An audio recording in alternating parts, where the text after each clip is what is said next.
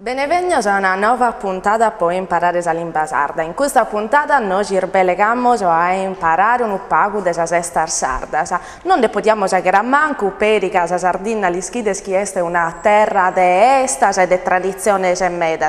Canta scorta amo vivi uno getto, i sarbidda ci novesimo cistetti, ma per i girandi sul resto della Sardegna esta è tradizione e modo di agre dei sardos in questa occasione. Sta sesta sono meda. Forse se non vi la spodimo davvero aumentare tutto, anzi sicuramente non vi la spodimo aumentare tutto, qualche cosa non vi la lisco e qualche cosa mica la permenticare, però proviamo a dare criterio a questo modo nostro di aumentare la sesta e tanto su criterio che ha più grefio separare deo può provare a elencare la sesta sarda, è un modo semplice su di seguire sul calendario e tanto cominciamo proprio da prima die dell'anno. Sa prima die dell'anno, lunare da sa paracula e tutto e sa prima di de Gennarzo.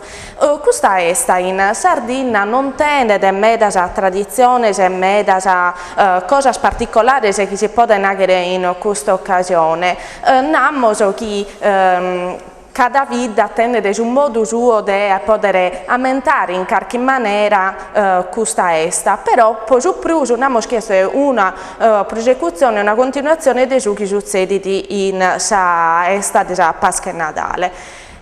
Podimmo però su Mattesi aumentare qualche particolare che si ha in cada vita e tanto messa gradata che mana contau che attando sia da chi sa spizzina sa bagadia in sa prima di dell'anno teniano sa usanza sa abitudine di scambiare sa ventana e di provare a bere su primo